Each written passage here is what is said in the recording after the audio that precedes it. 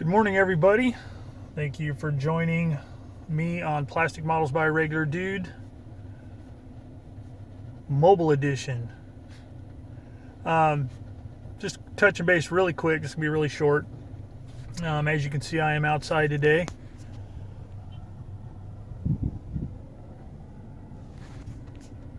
Somewhat beautiful day outside.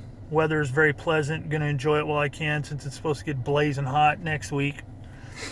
But just wanted to touch base, out doing a little bit of running around after being cooped up in the house for a couple of weeks. And that's pretty much what this update's going to be about. So if you're looking for modeling stuff, not so much in this video. Working on the MBT70, getting ready to work on the FW190, posting up videos on that stuff, but that's about it.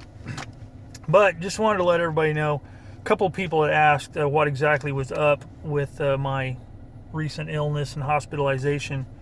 Number one, I've had a gallbladder issue for a couple of years now, about 2.5 years. I had it diagnosed, but I've actually had the problem longer than that. I just didn't know what it was. So I finally had it diagnosed about about 2.5 years ago. And, I had a couple of stones in my gallbladder and some what they called sludge.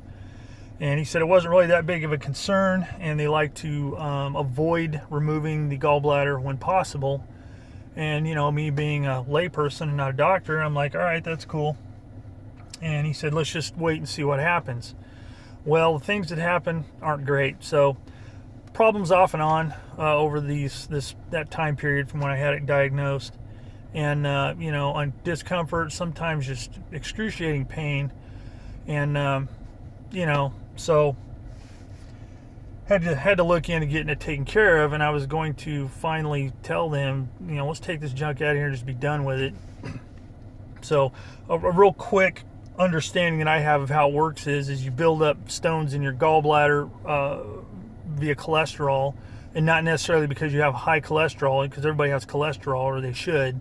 It just, in some people, it can form stones. And according to the doctor, 25% of the population has gallstones and really don't know it. And of those 25%, 5% have enough trouble that they have to have, the gallbladder removed. That said, it's very common, very simple surgery. But what happens is a stone can become dislodged inside, and when your gallbladder tries to expel stored bile from your liver into your small intestine to help digest foods, one of those stones can get stuck in your what's called a common bile duct. And generally, I think what happens is, a stone will get in there, and then eventually it will just pass on through, kind of like a kidney stone. Pain's gone, good to go. But it can be quite uncomfortable, and you really kind of have to watch and try and figure out what foods trigger this. So that's the way I've been living life, and it's just horrible. So finally, I had an attack, a couple of weeks ago. A week ago this coming Saturday. No, 2 weeks ago this coming Saturday. And basically what happened is they found out a few stones got lodged in the bile duct, and they didn't pass through. Reason being, I found out that my bile duct is smaller than most people's bile ducts. And the doctor said that can be hereditary. My mom had the same problem when she was younger.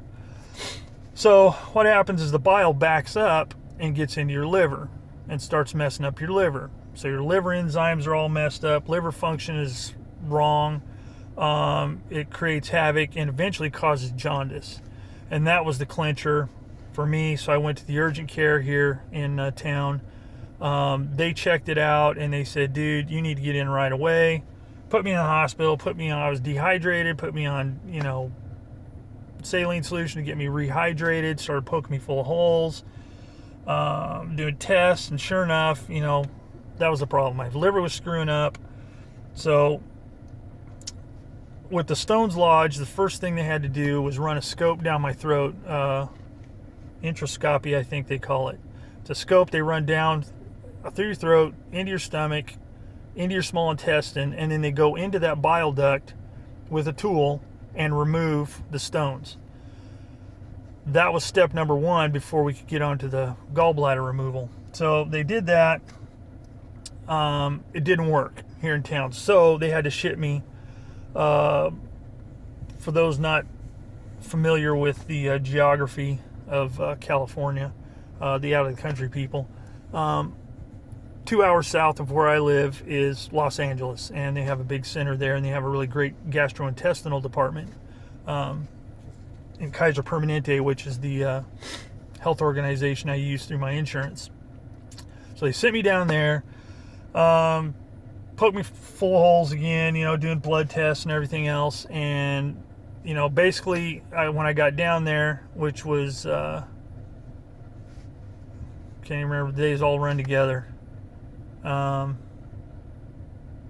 was on Monday that I got to LA.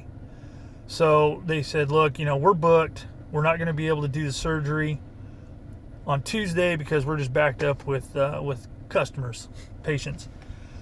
So they were going to do the thing Wednesday. They did it. They did the scope, and they were able to remove a number. They thought it was just one, but then whenever they got in there, it was a number of stones. The nice thing was, pain was immediately gone. No more pain meds, which I hate pain meds. Don't like feeling loopy. Got that out. Everything was good. And they said, okay, perfect. Tomorrow we can do the gallbladder removal. Send you home. So Wednesday, went in early. They removed the gallbladder. Everything went according to plan. I came out of my drugged up stupor, got in the car, headed back to hometown here in Bakersfield. Got home, and everything's been good to go since. All my liver numbers and the bilirubin that was building up in my liver because of the backup, all the problems, all the numbers are back to normal thus far, so everything is good. What should have been a fairly routine surgery with the gallbladder, which is an outpatient deal. They take it out, you do your quick recovery from the drugs. They send you home same day. You're good. 7 to 10 day recovery time. You can't be lifting anything or doing anything because of cutting through muscle tissue. But because of the blockage in the bile duct, my liver being messed up, that's why I was in longer. So anyway, sorry that was long-winded, but that's basically it. Everything's good. I have my final follow-up tomorrow, and I should be released and back to business as usual. Got a few I've got 3 punctures and 1 cut in my abdomen where they had to do the procedure.